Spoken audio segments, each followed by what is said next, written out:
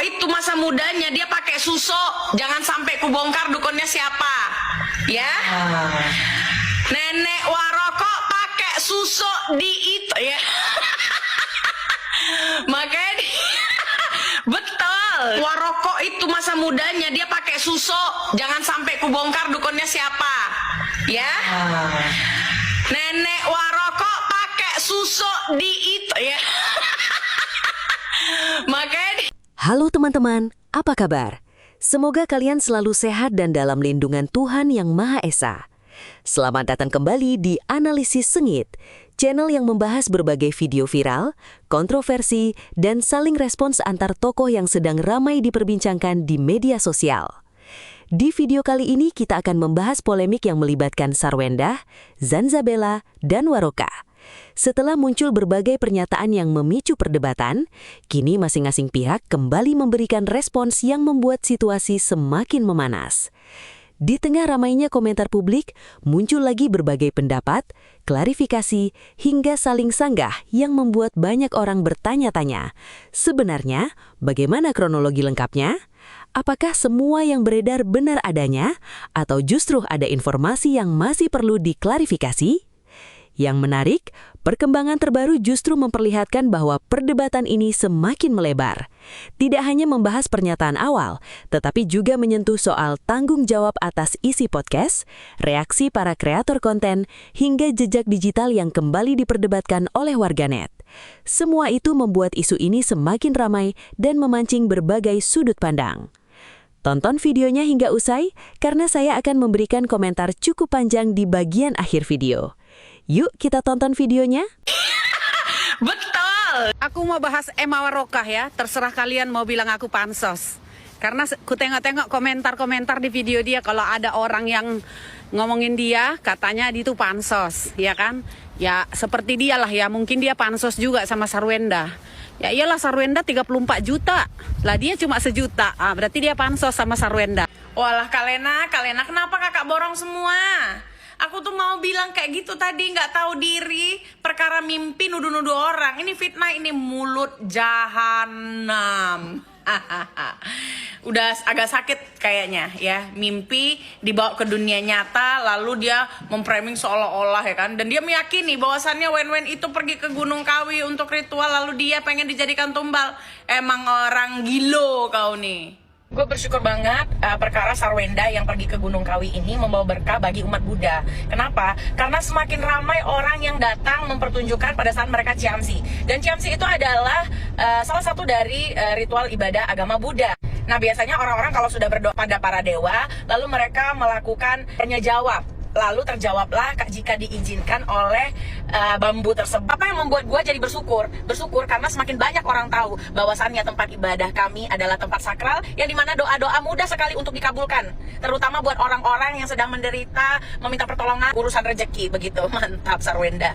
Saya nggak takut untuk menyuarakan kebenaran, dan saya menyiarkan apa yang saya yakini, dan apa yang saya rasakan, bahwa manusia itu tidak boleh minta kepada selain daripada Tuhannya.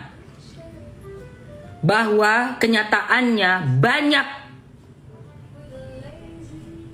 orang-orang ya yang sedang ramai ini, selebriti nih, bikin malu aja kau ya. Saya juga seorang entertainer, pemain sinetron, Noni Jakarta, presenter. Sampai sekarang saya masih main sinetron, masih eksis usia 52. Bikin malu aja ada artis main pesugihan.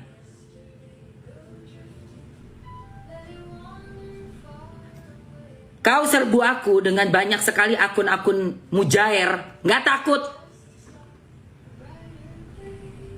Selama saya masih bisa menyuarakan bahwa orang-orang di sekeliling dari manusia-manusia licik wajib lebih kuat doa dan zikir dan sedekah. Bentengi diri kamu, karena ternyata masih banyak orang-orang yang picik mintanya sama belis ya.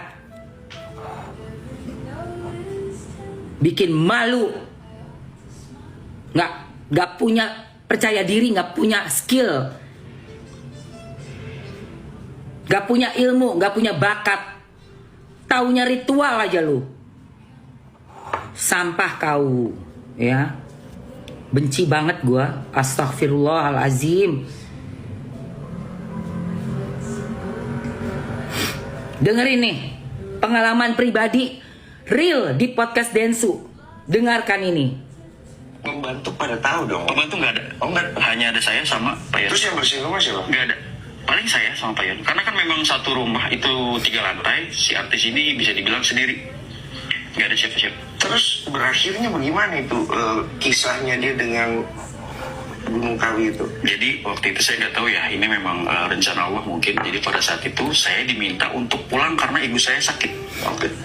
Pada saat itu tepat sekali dengan berbarengan dengan hal itu ada si bos saya ini ada syuting di daerah Jakarta Timur.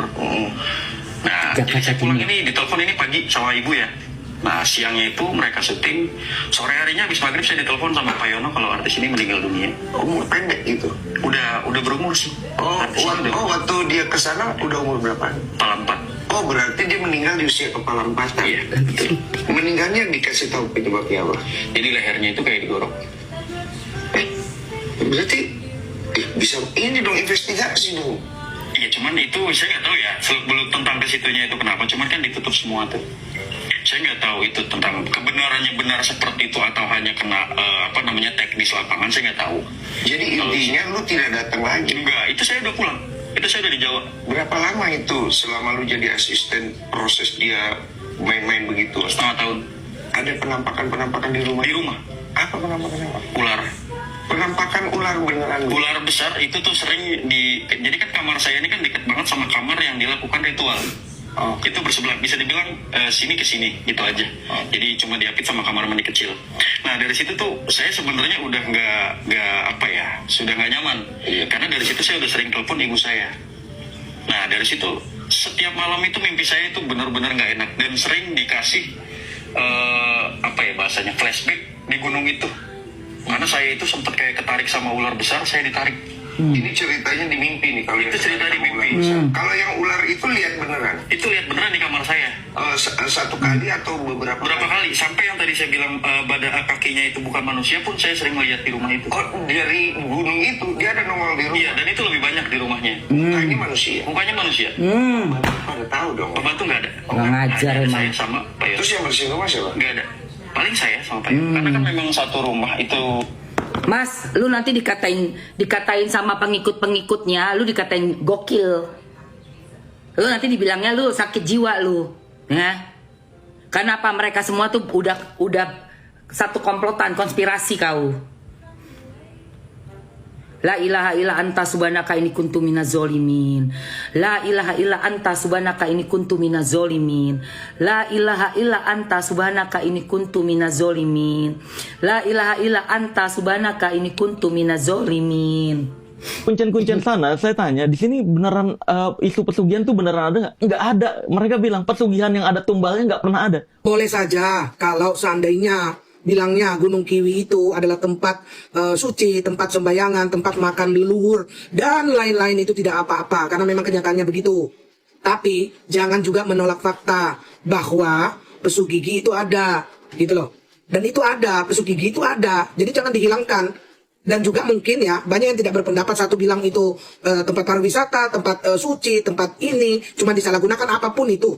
Apapun itu, saya tidak mau menyalahkan dan saya tidak mau mentidakkan gitu kan. Itu benar semua gitu. Tetapi jangan dihilangkan bahwa yang semacam pesu gigi itu ada. Di dunia ini yang namanya pesu gigi itu ada. Jadi banyak yang menyalahgunakan, oke, aku setuju. Tapi banyak juga yang menggunakan fasilitas dengan tujuan maksud yang lain begitu. Jadi semua nggak salah sebenarnya, tapi jangan dihilangkan gitu. Karena menurut saya di dunia ini ya, namanya alam nyata sama alam gaib itu memang ada, itu nyata itu. Jadi nggak bisa hilangin juga masalah itunya gitu. Nanti ada yang, masa kamu orang percaya kayak gitu? Nggak usah gitu ya. Di kitab-kitab manapun itu udah diterangkan bahwa di dunia ini ada setan, ada syaiton gitu. Jadi jangan sok-sok itu tidak ada gitu loh. Salam dari Kongeri Jumat. Yang suka video saya silahkan follow dan tinggalkan komentar. Hai guys, tadi pagi aku barusan mendengar dari salah satu orang cukup terkenal juga lah ya. Dia mengatakan bahwa akun Jack Pepper sama Mbak Fitri itu harus klarifikasi ya, bahwa podcast yang mereka bicarakan itu adalah bukan menyangkut masalah SW ya. Nah, di sini saya mau bicara ya, untuk apa klarifikasi ya? Karena kan mereka itu tidak menyebutkan nama dari Mbak Fitri ini, tidak menyebutkan nama siapa bosnya yang artis tersebut ya. Dan juga Jack Backpacker juga tidak ngomong kan siapa nama artis tersebut. Jadi saya rasa untuk apa diklarifikasi ya. Dan waktu itu kan juga PM, kita sebut aja namanya PM ya, pergi ke Gunung Kewong, bicara dengan kuncennya, bahwa dia bertanya kepada kuncen apakah ada artis yang kesini. Setelah itu kan kuncen berkata bahwa ada seorang artis yang bernama S datang ke sini, dan ditanya kembali apakah untuk bikin konten, tapi dijawab oleh kuncen bukan untuk ritual, untuk tujuannya ya. Dan itu VT tersebut ada jejak digitalnya loh ya. Jadi kan aneh banget nih ya, si PM di podcast itu ngomongnya seperti itu ya kan. Dan ada lagi oleh seseorang ini mengatakan dia harus klarifikasi ya. Jadi makin riuh nih ya, makin riuh banget ya. Dan saya lihat ya, si PM ini tidak bisa bertanggung jawab atas podcast yang dia buat ya. Maaf nih saya bicara seperti ini ya. Kalau kita sudah berani ya membuat VT ya, harus beranilah mempertanggungjawabkan ya. Jangan sekarang malah ngomongnya bahwa itu ada skripnya ya kan. Nggak boleh ngomong kayak gitulah ya kan, karena itu memang tidak ada skripnya gitu loh ya kan. Jangan seujon sama orang ya kan. Dan juga mereka kan tidak menyebutkan nama, kamu sendiri yang menyebutkan nama gitu loh. Jadi lucu ya teman-teman ya. Jadi coba deh teman-teman, coba tolong dibantu ya, apa yang saya ngomong ini salah apa enggak, coba tolong di komen ya. Makasih, bye-bye. Nah teman-teman, setelah kita menyaksikan keseluruhan videonya, sekarang izinkan saya memberikan pendapat pribadi saya mengenai polemik yang sedang ramai ini. Kalau saya melihat persoalan ini, justru yang paling menarik bukan hanya siapa yang benar atau siapa yang salah. Yang lebih menarik adalah bagaimana sebuah pernyataan di media sosial bisa berkembang menjadi perdebatan yang sangat besar hanya dalam waktu singkat. Ketika satu orang menyampaikan pendapat, lalu ada pihak lain yang merespons, kemudian muncul lagi reaksi dari kreator lain, akhirnya isu tersebut menjadi semakin panjang dan melibatkan semakin banyak orang. Menurut saya, setiap orang tentu memiliki hak untuk berpendapat. Kreator konten memang hidup dari opini, analisis, maupun reaksi terhadap suatu peristiwa. Itu adalah bagian dari kebebasan berekspresi. Namun, ketika pembahasannya sudah menyangkut nama seseorang, apalagi tokoh publik, maka setiap pernyataan sebaiknya disampaikan dengan penuh tanggung jawab. Perbedaan pendapat adalah hal yang wajar, tetapi akan jauh lebih baik jika disampaikan berdasarkan informasi yang dapat dipertanggungjawabkan. Saya juga melihat bahwa media sosial seringkali membuat sebuah isu berkembang jauh lebih cepat daripada proses klarifikasi. Ketika ada satu potongan video yang viral, orang cenderung langsung membentuk kesimpulan, padahal belum tentu mereka sudah melihat video secara utuh. Akibatnya, opini yang terbentuk seringkali didasarkan pada potongan-potongan informasi, bukan pada keseluruhan konteks. Menurut saya, ini adalah kebiasaan yang perlu kita ubah sebagai penonton. Sebelum memberikan komentar, sebelum membela salah satu pihak, atau bahkan sebelum ikut menyebarkan sebuah informasi, sebaiknya kita memastikan terlebih dahulu bahwa informasi tersebut memang lengkap. Jangan sampai kita menjadi bagian dari penyebaran informasi yang ternyata belum jelas kebenarannya. Hal lain yang menurut saya cukup menarik adalah bagaimana setiap pihak merasa memiliki keyakinan terhadap sudut pandangnya masing-masing. Itu sah-sah saja, namun keyakinan pribadi tidak selalu bisa dijadikan sebagai bukti yang dapat diterima oleh semua orang. Di ruang publik, terutama di media sosial, akan selalu ada orang yang memiliki pandangan berbeda. Karena itu, menurut saya, perdebatan sebaiknya dilakukan dengan argumen yang baik, bukan dengan saling menyerang secara pribadi. Saya pribadi juga merasa bahwa semakin besar seorang kreator, semakin besar pula tanggung jawabnya. Setiap ucapan yang keluar akan didengar oleh ribuan, bahkan jutaan orang. Oleh sebab itu, menurut saya, setiap kreator sebaiknya lebih berhati-hati dalam memilih kata-kata agar tidak menimbulkan kesalahpahaman yang lebih luas. Di sisi lain, saya juga memahami bahwa penonton seringkali menginginkan pembahasan yang tajam dan berani.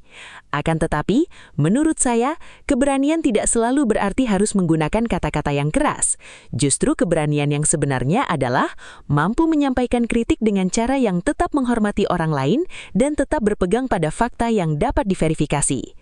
Kalau saya melihat perkembangan kasus ini, saya merasa bahwa persoalan utamanya justru bukan lagi hanya mengenai isi pernyataan awal. Yang kini menjadi sorotan justru bagaimana masing-masing pihak merespons setelah kontroversi tersebut muncul. Respons itu kemudian memunculkan respons baru, lalu dibahas lagi oleh kreator lain, sehingga perdebatan menjadi semakin panjang. Fenomena seperti ini memang sudah sangat sering terjadi di media sosial. Sebagai penonton, saya memilih untuk tidak buru-buru menyimpulkan siapa yang paling benar. Saya lebih memilih menunggu informasi yang lebih lengkap dibanding langsung percaya pada satu narasi saja. Menurut saya, sikap seperti ini jauh lebih sehat karena kita tidak mudah terbawa emosi ataupun arus opini publik.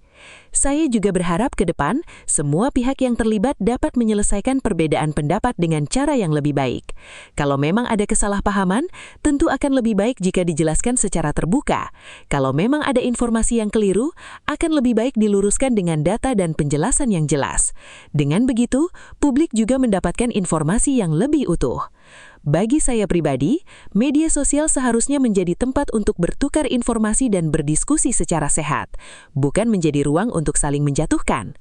Kritik tetap diperlukan, tetapi kritik yang baik adalah kritik yang membangun, bukan sekedar memancing emosi. Saya juga mengajak teman-teman semua agar selalu menjadi penonton yang cerdas. Jangan mudah percaya hanya karena sebuah video sedang viral. Jangan mudah membenci hanya karena melihat satu potongan video. Dan jangan mudah membela seseorang tanpa mengetahui keseluruhan ceritanya. Semakin kita mampu berpikir kritis, semakin kecil kemungkinan kita ikut menyebarkan informasi yang ternyata tidak lengkap. Pada akhirnya, saya berharap polemik seperti ini bisa menjadi pelajaran bagi kita semua. Bagi para kreator konten, semoga semakin berhati-hati dalam menyampaikan informasi. Bagi para tokoh publik, semoga lebih bijak dalam memberikan respons. Dan bagi kita sebagai penonton, semoga kita semakin cerdas dalam memilah mana yang merupakan fakta, mana yang merupakan opini, dan mana yang masih berupa klaim yang belum dapat dipastikan kebenarannya. Itulah pendapat pribadi saya. Kalian boleh saja memiliki pandangan yang berbeda, karena perbedaan pendapat adalah hal yang wajar. Yang terpenting, mari kita berdiskusi dengan santun, saling menghormati, dan tidak mudah terprovokasi oleh informasi yang belum jelas. Sekarang giliran kalian. Bagaimana pendapat kalian mengenai polemik yang baru saja kita bahas? Apakah kalian memiliki sudut pandang yang berbeda? Silahkan tuliskan pendapat kalian di kolom komentar. Saya akan membaca komentar-komentar kalian satu persatu. Kalau kalian menyukai pembahasan seperti ini, jangan lupa tekan tombol like, subscribe, dan aktifkan lonceng notifikasi agar tidak ketinggalan video-video terbaru dari Analisis Sengit. Terima kasih sudah menonton sampai akhir. Sampai jumpa di video berikutnya. Salam kritis, tetap bijak dalam menyikapi setiap informasi, dan sampai jumpa.